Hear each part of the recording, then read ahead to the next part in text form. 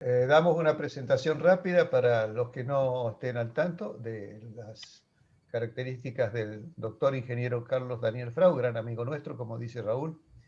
El título que hoy nos convoca es Las construcciones antisísmicas son seguras. El doctor ingeniero Carlos Daniel Frau es ingeniero en construcciones, especialista en ingeniería estructural sismo resistente y doctor en ingeniería por la Universidad Tecnológica Nacional de la Facultad Regional Mendoza de Argentina. Es profesor de la Facultad de Ingeniería de la Universidad Nacional de Cuyo y de la Universidad Tecnológica Nacional.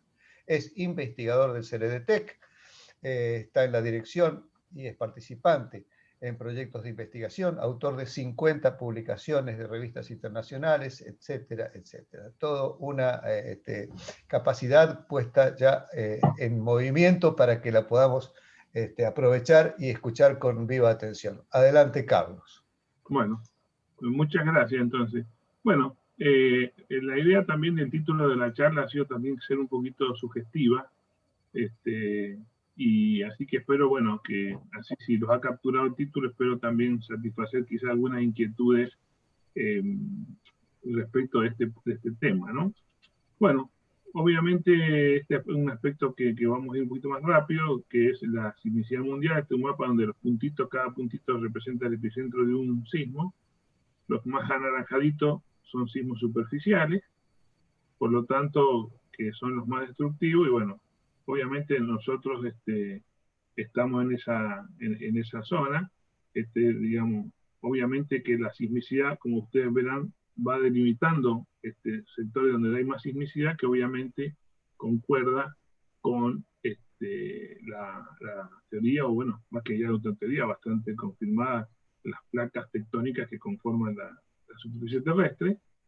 Acá hay un pequeño esquema donde se identifican las placas con un poco el sentido de movimiento, y obviamente que hay puntos clave que son donde las placas se separan y puntos donde las placas convergen.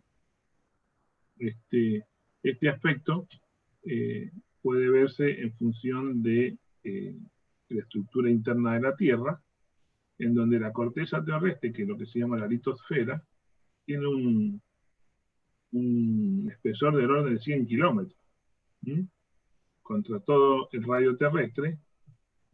Por lo tanto, está claro que la corteza terrestre, que es la que da lugar a las placas, es una cáscara extremadamente fina, que es la que se desliza sobre el manto y para que, como una especie de fluido viscoso. Entonces eso es lo que da lugar a la tectónica de placas.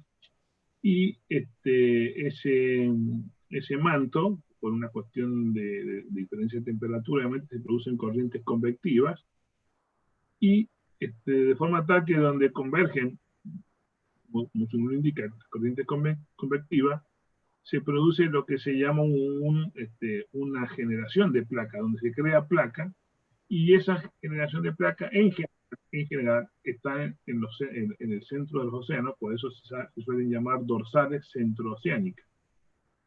Entonces eso hace que se genere placa y las desplace hacia lugares en donde convergen, de forma tal que esa es la interacción entre placas, esa convergencia de placa, hace que una termina subduciendo debajo de la otra y genera toda la geomorfología y la dinámica de la tectónica en esos puntos. Obviamente la costa pacífica, que es la que tenemos más cerca, es un punto de contacto de las placas y donde se generan estas circunstancias. Este esquema indica claramente cómo es el fenómeno de la subducción, que hace de que la placa continental, en este caso, podríamos decir que por la presión de la placa de Nazca, se arruga, por decirlo de una manera, generando un plegamiento que da lugar a las montañas, ¿no? La cordillera, en este caso. También el hecho de que la placa se subduce por debajo de la otra y empieza a tomar temperatura y se funde, esa fusión de la placa en profundidad es la que da lugar a la generación de volcanes.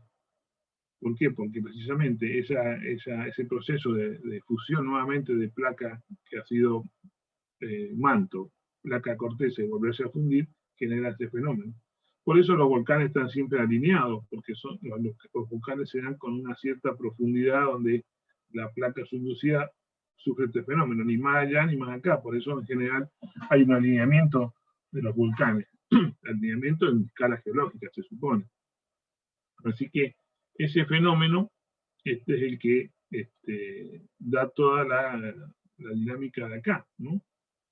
Y entre tantos fenómenos, particularmente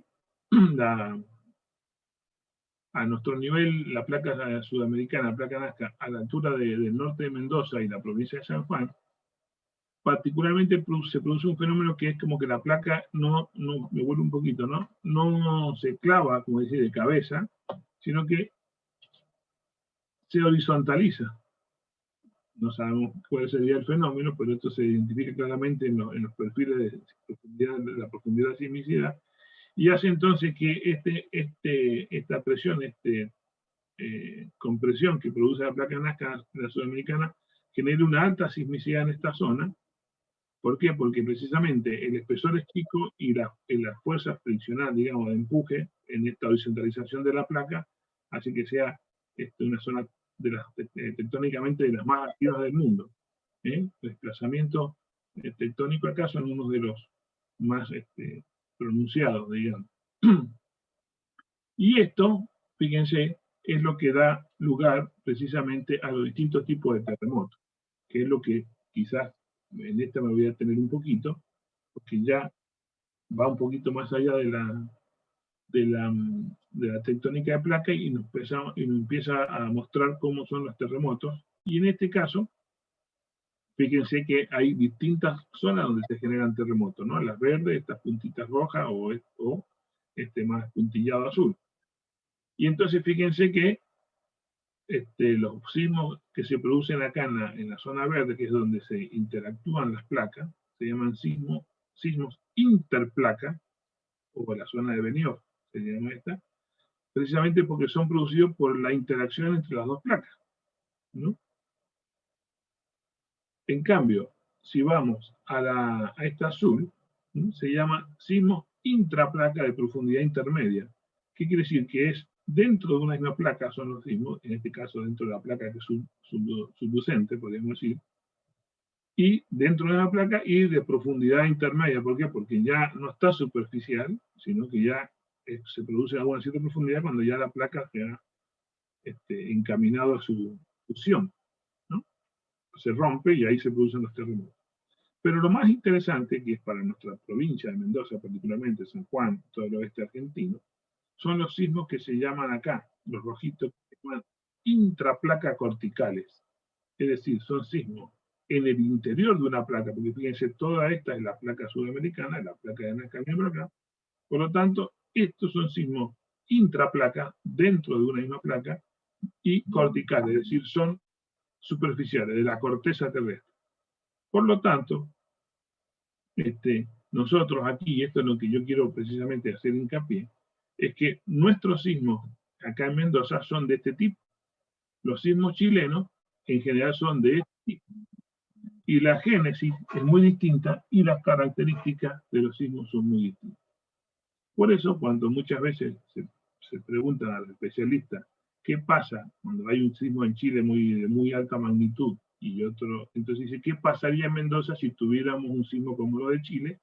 La respuesta es, no pasaría nada porque nosotros no podemos tener los sismos de Chile porque la génesis de nuestros sismos son completamente distintas a la génesis de los sismos chilenos.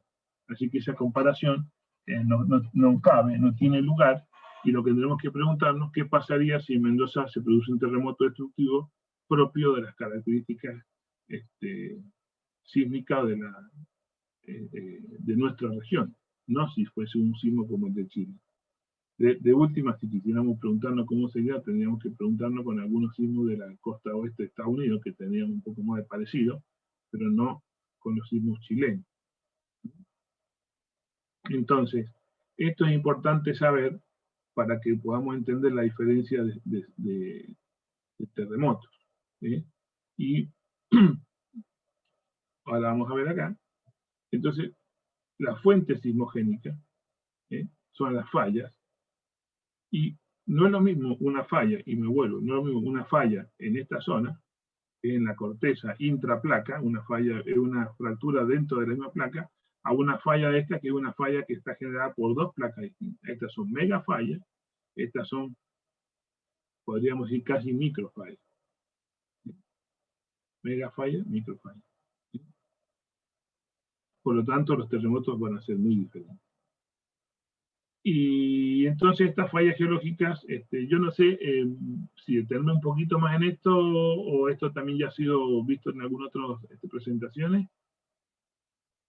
Sí, pero lo hemos hacemos visto, rápido. Carlos, pero te digo que está interesante igual, porque lo estás enfocando desde otro punto de vista, y me parece que sí, podés ir al ritmo que vas rápido, va bien, y nosotros ya conocemos algo porque, bueno, hemos tenido de tus compañeros de equipo en el CRDTEC, en Ingeniería Civil, que nos han enseñado mucho de esto. Así que adelante, seguir que va bien así.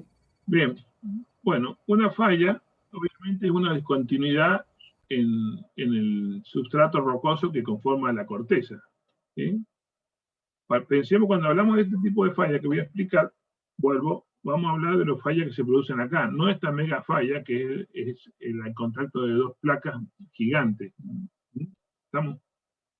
Entonces, el contacto, la discontinuidad en el bloque rocoso, de macizo rocoso, que es el sustrato de la corteza, esa discontinuidad es una falla. Como hay fuerzas tectónicas que empujan de un lado o del otro, que tratan de generar tensiones, esto en algún momento se vence la fricción, podríamos decir, junta tensiones, y esa liberación de tensiones es lo que produce el terremoto. Y entonces, bueno, tenemos el foco, que es donde se genera, donde se inicia la dislocación, y el epicentro de su proyección. Eso son cosas muy sencillas. Según como sea el sistema de fuerza y el plano, en cómo actúa, las fallas pueden ser transcurrentes cuando las fuerzas hacen que se desplace un bloque respecto del otro horizontalmente, ¿no? La falla de San Andreas es la clásica falla de este tipo transcurrente. La falla normal es cuando las fuerzas se tienden a separar los bloques y entonces un bloque se desliza sobre otro, pero por tensión. Eso se llama falla normal. Y la falla inversa es cuando la falla es por compresión y hace que un bloque se monte sobre el otro. Obviamente que en nuestra región del oeste, como tenemos la tectónica de la placa de Nazca que viene empujando, la mayoría de las fallas son inversas, ¿sí? Aunque por supuesto, pues las geologías no son todas puras, a veces hay una mezcla un poco, hay una oblicuidad, entonces se supone que no, esto es una clasificación a lo ingenieril, ¿no? En un cubo, a la falla un plano, eso, bueno, no existe. Así que, así que bueno, la pregunta es, cuando se habla de fallas activas, ¿qué es una falla activa? Bueno, todavía no se han puesto de acuerdo los investigadores en decir que es una falla activa. Desde el punto de vista de los ingenieros, la falla activa por ahí se ubicaba dentro de un periodo de los senos geológicos que serían 10, 20.000 años, pero los geólogos, ellos consideran falla activa mucho más atrás. Es más, toda una discusión sobre esto. Al respecto, en Argentina tenemos un especialista en la tectónica, que es el doctor Carlos Costa, de la Universidad de San Luis, que es una eminencia ya internacional, y la línea actual es no establecer, decir que una falla es activa o no, desde el punto de vista de que decimos, si una falla no ha tenido actividad por 50.000 años, la pregunta es ¿por qué no es activa o por qué está acumulando energía para liberarla en un tiempo dado? Entonces, ¿es activa o no es activa? Entonces no es tan fácil decir eso. Pero bueno, dejando de lado eso, a veces el criterio de si una falla activa es porque ha tenido movimiento en un cierto periodo de tiempo. Si ha tenido ese movimiento es activa, si no, podemos decir que es inactiva. Pero eso, como les digo, ese criterio ya va siendo un poco abandonado en la neotectónica. Y la pregunta es si es posible predecir un terremoto. Se pregunta que normalmente se cabe. Y para no ser demasiado largo en esto, la respuesta es: hoy, como estamos, no. hay muchos intentos, pero no se puede decir que predecir, porque predecir se entiende por decir cuándo, dónde y qué magnitud va a tener el terremoto. Entonces, eso es predecir y por lo tanto, eso todavía estamos muy lejos. ¿Dónde? También, ¿dónde? Con cierta precisión. O sea, si va a producir, bueno, va a producirse un terremoto en los próximos 300 años en la región oeste de Argentina, bueno, sí, se supone que eso seguro le va a pegar, pero con eso no nos va a ayudar. Y el otro punto que seguramente me preguntan es, ¿son efectivos los sistemas de alerta? Porque muchas veces escuchamos las alarmas, que hay alarmas, por ejemplo, para tsunami en Chile, en México hay alarmas para los terremotos en México, y el tema es que el sistema de alarma, si vamos para nuestra región argentina, el oeste de Argentina, no funciona. No tiene ningún sentido colocar una alarma en nuestra zona. ¿Por qué no tiene sentido? Porque ¿cómo funcionan las alarmas sísmicas? ¿No? Ustedes seguramente también ya habrán tenido de que un terremoto libera infinidad de tipos de ondas, pero principalmente dos, las ondas P y las ondas S. Las ondas P son ondas de cuerpo longitudinales y las ondas P son transversales, y por lo tanto la onda P viaja más rápido y la onda S va más lenta. Normalmente la onda destructiva es la onda S. Entonces, ¿qué pasa? A medida que la onda sísmica viaja, como tienen distinta velocidad de viaje, a medida que viajan más, recorren más distancia, se separan más una de otra. Y entonces, ¿las alarmas en qué se basan? En que registrando la llegada de la onda P, larga una alarma, porque va a venir la onda S que es destructiva. Entonces, en México, por ejemplo, los sistemas de alarma funcionan porque, por ejemplo, para el terremoto de México del 85, ahora que estamos recordando la muerte de Maradona, que salimos campeón en el 86, casi estaba en riesgo el Mundial del 86, bueno, los mexicanos se repusieron bien y pudieron hacer el Mundial y podemos salir campeones.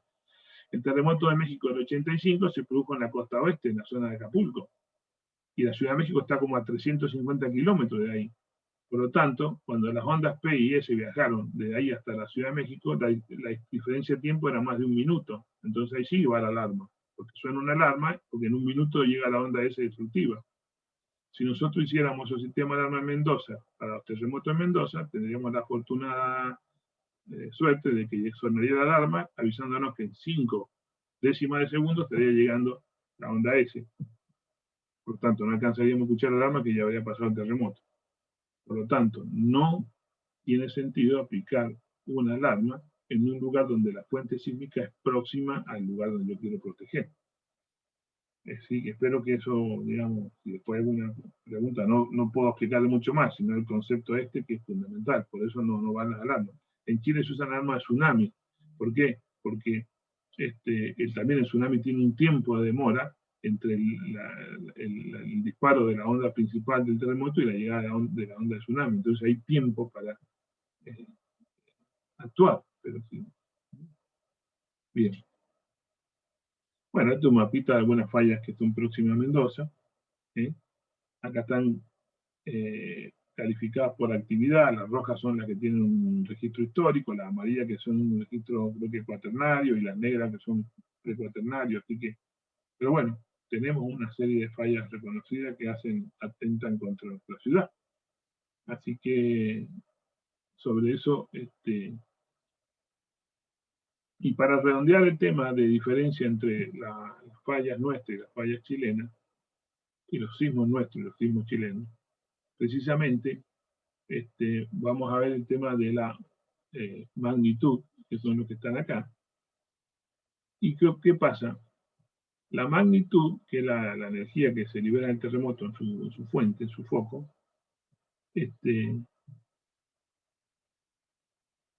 depende de la energía liberada. Y la energía liberada va a depender del tamaño de la falla. Y el tamaño de la falla y la energía liberada también está relacionado con el tiempo que dura el terremoto. Una falla muy grande empieza a romper y hasta que rompe toda la falla, ese es el tiempo prácticamente que dura el terremoto. Entonces, si la falla tiene cierta longitud, puede generar un terremoto de tanta duración y por lo tanto asociado a eso de cierta magnitud. Vamos a dos ejemplos. La falla chilena, que es una mega falla por las dos placas, pueden tener ruptura de 300, 400, 500, 600, 700, 800 kilómetros de largo. Pongamos 500 kilómetros de largo. Si la velocidad de ruptura son 3 kilómetros por segundo, usted saquen a cuenta que si hacemos 3 por 500 son 1500, podríamos hacer, ahí te dice cuánto podría durar un terremoto chileno. Podría durar mucho, en realidad, de que empieza y termina, bueno, la onda chiquita, pero que sí que son terremotos muy largos. Nuestras fallas tienen con suerte 15, 20, 30 kilómetros. ¿Entiendes? O sea que un terremoto nuestro dura muy poquito. ¿Entiendes? Así que por eso son terremotos nuestros muy cortos, muy intensos, con un gran pico en un tiempo muy cortito, y los chilenos son terremotos mucho más largos. Y entonces eso se ve reflejado en la magnitud. Pero, es importante decir que la magnitud no tiene relación directa con el daño causado. Fíjense acá, yo he puesto una serie de terremotos en otros países y acá. Y fíjense que grandes terremotos con muchísimos daños, por ejemplo el de Kobe de Japón, 7,2, no es 9. 9, fíjense, el de Tohoku, que sería el que afectó la central de Fukushima, fue un terremoto, este fue cortical, intraplaca, y este es interplaca, este es como el de los chilenos. Pero fíjense, si ustedes recuerdan, Maya, los daños fueron fundamentalmente por el tsunami que generó y no tantos daños, o sea, hubo daños, por supuesto, pero no tantos daños de construcción, edificio y puente como fue este otro, que a pesar que fue menos magnitud, pero intraplaca. En Chile normalmente son todos magnitud bastante alta porque son de los interplacas en la zona de subducción. Fíjense, Haití es también intraplaca, pero bueno, acá tienen mucho daño por una conjunción de que el terremoto es intraplaca, es dañino, y a su vez el desarrollo de la construcción es muy precario. Entonces, bueno, se suma ahí, se multiplica el riesgo, ¿no? El daño. Fíjense en Nueva Zelanda, ¿no? El terremoto de Christchurch, 2011, 6,3. Hay sectores, cuadras enteras en Nueva Zelanda hoy, 9 años después, que todavía está inhabilitada. El daño que le produjo a Nueva Zelanda, y no hablamos de un país, como dijimos, de Haití, país muy pobre, Nueva Zelanda, país del primer mundo, hizo un daño tremendo el terremoto, 6,3. Esto quiere decir que no solamente la magnitud, es más, la magnitud no es un buen indicador del daño. México, Michoacán, 8,1. Fíjense que hizo muchísimo daño en México. ¿Pero por qué hizo mucho daño en México? Porque hoy fue 8,1 en la costa, y el daño lo hizo 300 y pico kilómetros más a México adentro, en la Ciudad de México. Ahí se produjo un fenómeno especial, que bueno, no cabe ahora, un fenómeno de amplificación dinámica del suelo. En otra oportunidad podemos comentar sobre eso. Y acá tenemos un poco en los terremotos de magnitud argentina. Obviamente, esto es el de Mendoza del 61, de San Juan. Estas magnitudes son estimadas, una por similaridad histórica, no se puede sacar porque no había instrumento, no había medición. Pero se estiman que han sido esos valores, y el de Caucete, sí, bueno, creo que la mayoría yo era relativamente chico, así que, pero me acuerdo de eso.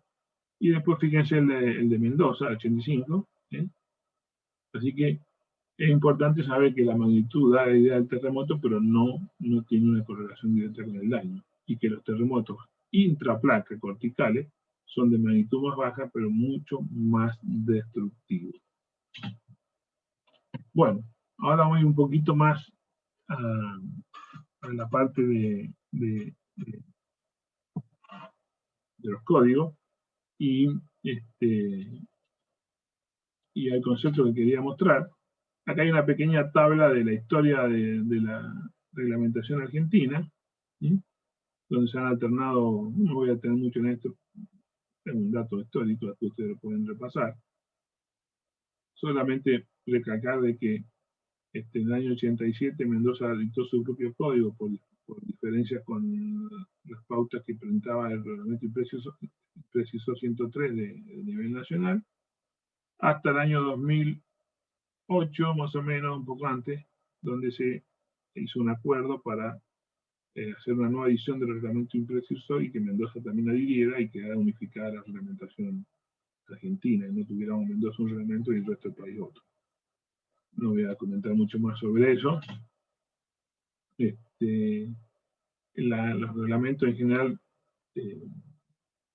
dividen a las regiones, a los países en zonas sísmicas muy elevadas. En general, este concepto de macro zona sísmica también ya en el mundo está quedando atrás, y se hace una microsignificación con curvas, digamos, de ISO peligro, mucho más densa y en sectores mucho más microsignificados. Pero bueno, nuestra Argentina todavía tiene esto. Obviamente nosotros estamos en el ojo de la tormenta, por decirlo.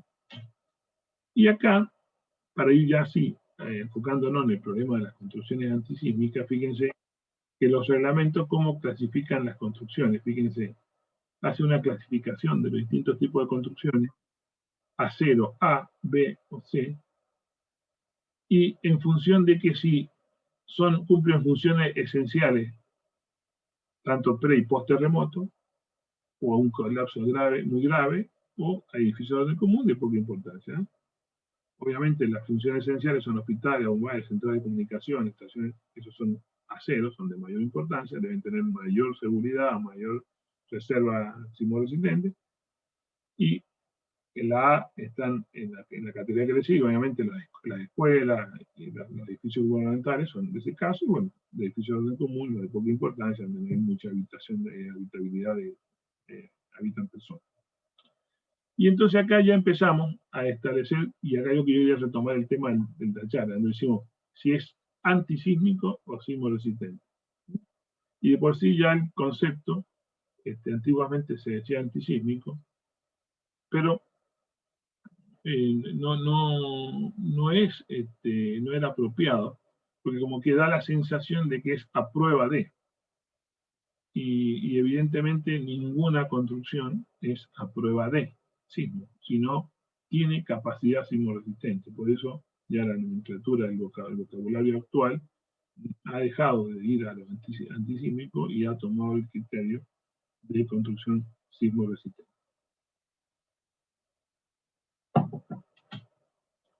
Y entonces, si nosotros vamos a estudiar para saber si una construcción es, cómo responde a un terremoto, la podemos asociar a un sistema clásico, ¿no? Que dice, bueno, tiene un sistema, tengo un input, un output, y esto es un sistema, digamos, genérico.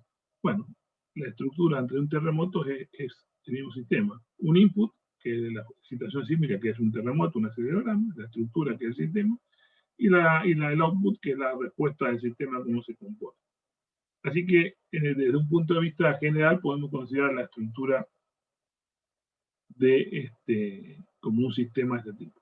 Ahora vamos a entrar un poquito en la parte más dura de la exposición. Si hay algún comentario lo escucho, pero es para entender un poquito el fundamento, porque me imaginé que sería propio dentro del contexto que quizás más descriptivo, un poquito, darle un poquito de vuelta de rosca y darle un poquito más de fundamento, y entonces lo que quiero comentar en qué consiste lo que se llama un famoso espectro de respuesta, ¿no? Y para entender un espectro de respuesta, me voy a ir a la próxima diapositiva, porque puse esta y después puse otras más, y me parece que me voy a ir más rápido irme a la que sigue, que está acá. Fíjense, vamos a un espectro de respuesta, como su nombre lo indica. Un espectro es el abanico, la cantidad de posibilidades, digamos, que cubre, ¿no? Famoso, yo siempre a los alumnos les digo, háganse la idea de cuando dan un antibiótico, el famoso antibiótico de amplio espectro, significa que cubre muchas posibilidades. Bueno, el espectro de respuesta de un terremoto es eso. Si suponemos distintas construcciones, en donde las construcciones, por ejemplo, serían similares en planta y variasen en altura, entenderíamos que cada construcción, mientras más alta es, su periodo natural es más largo, más alto. Podemos decir que este es el periodo que se va a hacer 1 segundo, 0,2, 0,4, 1, 2, ¿no? Entonces, si a todas estas construcciones con distintos periodos le hacemos pasar un terremoto por su base, las estructuras van a responder en el tiempo, ¿no? O sea, estas líneas son las respuestas en el tiempo, o sea, cómo se mueve hacia un lado hacia el otro el techo del edificio, ¿no? Y obviamente, aunque el terremoto es el mismo, como las construcciones son de distinta altura, cada una va a responder de una forma distinta, en más o en menos, según las características del terremoto y según su periodo propio. Una de las características del terremoto puede ser el contenido de frecuencia y la amplitud. Contenido de frecuencia, porque es una señal compleja errática, así que tiene un contenido de frecuencia, pero dentro de todo siempre, generalmente, cada terremoto como que condensa la energía en una cierta banda de frecuencia, ¿no? Obviamente, con el permiso de Eduardo, si hiciéramos la transformada de Fourier, ¿no? el espectro de amplitud de Fourier de la señal, encontraríamos cuál es la banda de frecuencia en la que estaría predominante el terremoto. Entonces, si yo después tomo el valor pico máximo de cada una de las respuestas de cada uno de estos edificios y lo grafico, la curva que obtengo es un espectro de respuesta sísmica. Es decir, para cada periodo que representaría una construcción de ese mismo periodo, obtendría un punto del espectro. Acá lo podemos hacerlo, otro gráfico que también es ilustrativo. Tengo distintas masitas, distintas frecuencias, distintos periodos. Si le hago pasar el mismo terremoto, responden distintos. El máximo movimiento o aceleración de lo grafico en correspondencia con el periodo. Y bueno, si eso lo repito para un número grande de periodo, obtengo esta curva del espectro de red. Después, si quieren ustedes ampliar esto, no hay tiempo ahora, pero yo hice un video, que es una prueba que hacemos con los alumnos, que bueno, como tenía que dar unas conferencias en Ecuador y después a su vez me vino bien este año que no podíamos hacer los laboratorios, es un ensayo que lo hacemos con alumnos en clase, pero ahora está filmado sobre el tema del espectro de respuesta y la dinámica, medición y eso, así que bueno, acá después, si ustedes quieren verlo, y si no, no creo que hagamos tiempo, porque dura como 15 o 20 minutos, así que se los voy a dejar para que lo puedan ver. Y le pongan, como dicen todos, le pongan el me gusta y eso así ya. Entonces, este diagrama dice que en función de cuál es el periodo de una construcción, cuál va a ser, digamos, la virulencia con la que va a ser afectado por el terremoto. El terremoto van a afectar periodos más bajos o periodos más largos. Y en este contexto, entonces, vamos a plantear cuáles son los objetivos de los códigos de diseño sísmico. Y en general, los códigos tienen estos tres objetivos, en general, ¿no? Evitar la pérdida de vida y disminuir los daños físicos a personas, como objetivo primario. Evitar el colapso por efecto de sismo de gran intensidad y pequeña probabilidad de ocurrencia, y limitar los daños por efecto de sismo de media intensidad. Pero acá la clave está en que evitar la pérdida de vida y evitar el colapso. Obviamente, si yo evito el colapso, evito la pérdida de vida. Por lo tanto, estos dos objetivos de colapso y vida están asociados. Si el edificio no colapsa, puedo salvar las vidas, aunque el edificio se dañe. Y este es el tema. Fíjense que creo que el centro de la charla, que es extender la filosofía del diseño sismoresistente. En algunos casos se pone con guión una sola R, acá escribimos completo con doble R, bueno, eso ya es una sutileza, digamos. Y entonces, ¿cuál es el tema?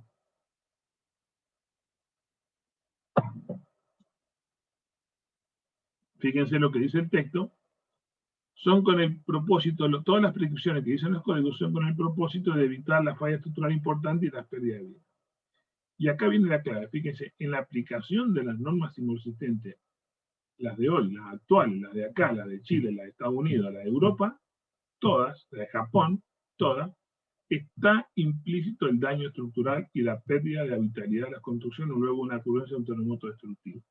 O sea que la filosofía del diseño sismoresistente está en que el edificio se dañe, disipando la energía del terremoto, pero sin colapsar, protegiendo la vida de las personas. Pero el daño del edificio ante un terremoto destructivo, no estoy hablando de un sismito que puede pasar desapercibido, ante un terremoto destructivo, que podríamos decir terremoto de diseño, para el que se espera con máxima probabilidad, o con máxima probabilidad, con máximo capaz o posible en la zona, está implícito que el edificio se tiene que dañar para disipar esa energía y en ese daño mantener la estabilidad para proteger a las personas. Y este criterio está aplicado en todos los edificios que hemos construido y estamos construyendo y en cada una de nuestras casas. Por lo tanto, lo que tenemos que pensar es que si viene un terremoto fuerte, lo que tenemos que hacer es tomar las precauciones, no lo vamos a entrar en este caso, no es el caso de la charla, las medidas de protección, pero sabiendo que va a haber daño. No es que si no, a mi casa no le va a pasar nada, eso no existe, no va a existir si el terremoto es fuerte. Y entonces, fíjense ahora, la pregunta es, ¿cuál es el grado de daño que va a provocar el terremoto en los edificios? Fíjense, este es un espectro, como digo, de diseño, que precisamente un diagrama en donde yo entro con el periodo del edificio y salgo con las fuerzas que tengo que aplicar al edificio como fuerza sísmica para hacer el dimensionamiento y la resistencia a los componentes. ¿Cómo se hace el procedimiento? No me voy a detener en eso, pero a partir del espectro elástico, el espectro elástico se divide por un factor R, y ese factor dividido por el factor R, esas son las acciones que yo aplico a los modelos para dimensionar una columna, una viga. Por ejemplo, voy a hacer acá un ejemplo, voy a tomar acá esta zona, ¿no?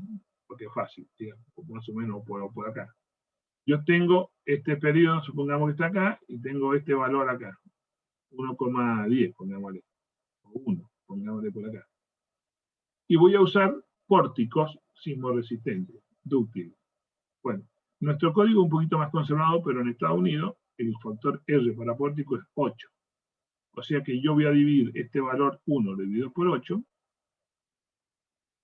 y tengo este valor, y yo tengo que dimensionar mi estructura con esto. En vez de dimensionarla con 1, un G, o sea, una fuerza igual al peso horizontal, la voy a hacer con una fuerza 8 veces más chica. Y cuando venga el terremoto me va a pedir 1 y la resistencia va a ser 0,12, 0,125, 8 veces más chica. ¿Y qué significa esto?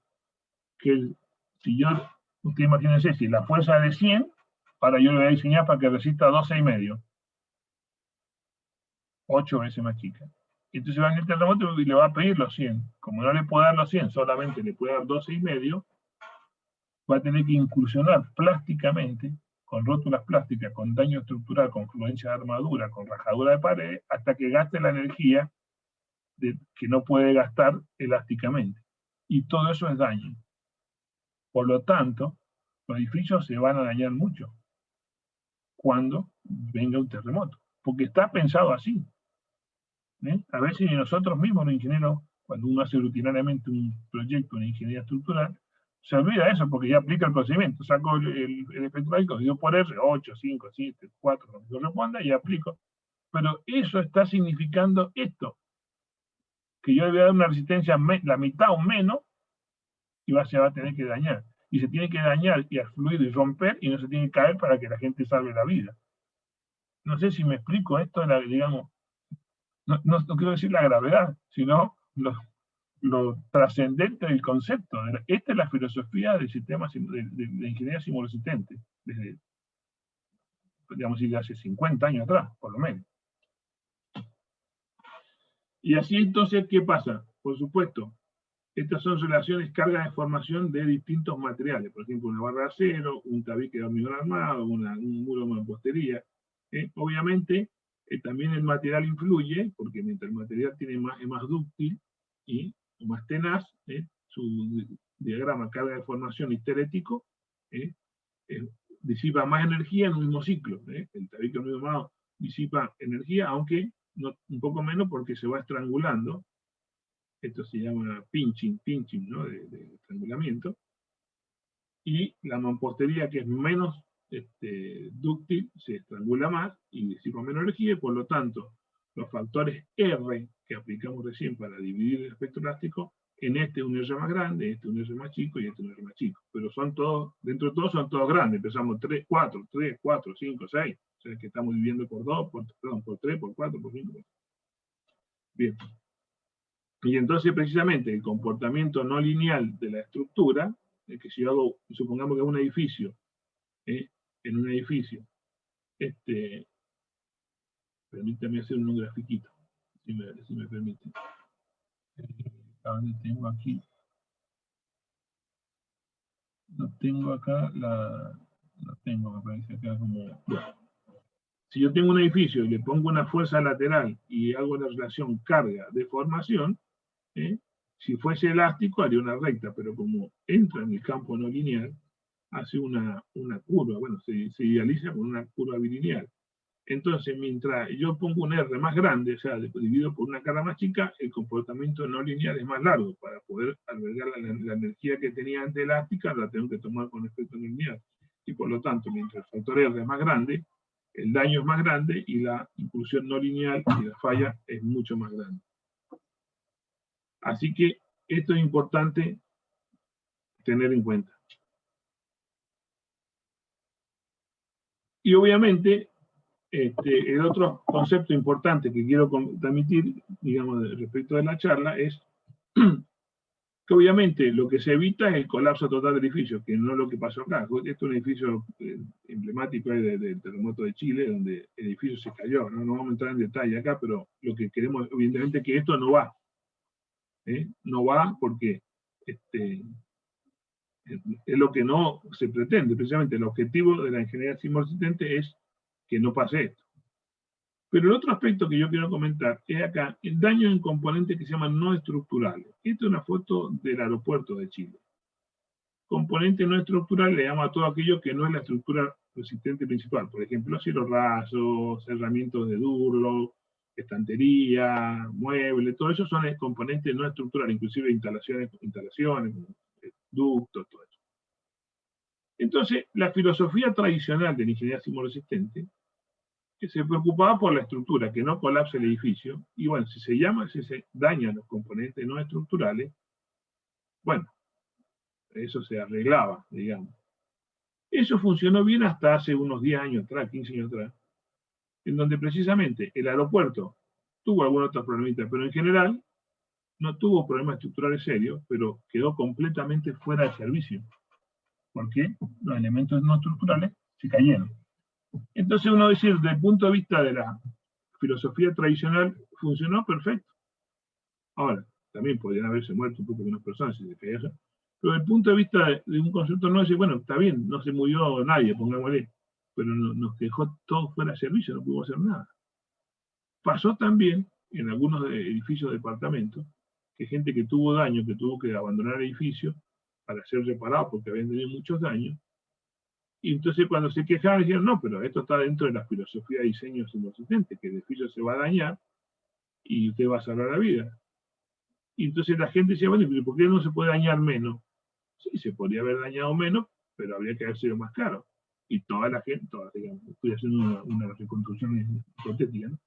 Pero si me hubiera dicho que yo en vez de pagar 100, pagaba 120, y hoy yo estaría viviendo en mi casa y no me tengo que ir 5 o 6 meses hasta que me arregle el edificio, porque tengo un daño y se me cayeron todos los cielos rasos, lo hubiera pagado. Sí, eso es mucho menos plata que ahora hacer todo lo que tengo que hacer. Entonces está cambiando la filosofía. Y entonces la demanda, el desempeño sísmico de edificios está siendo más exigente hoy. Hoy ya no solamente el comitente, la gente está pidiendo salvar su pellejo, sino también que en muchos casos también pueda seguir operativo el edificio en las mejores condiciones, quizás no para un terremoto altamente destructivo, pero sí para gran parte de él. Entonces, se está pensando en cómo tenemos que ir a hacer un desempeño mejor del edificio, porque hay un requerimiento social más elevado, de mayor demanda de mejor desempeño en los edificios.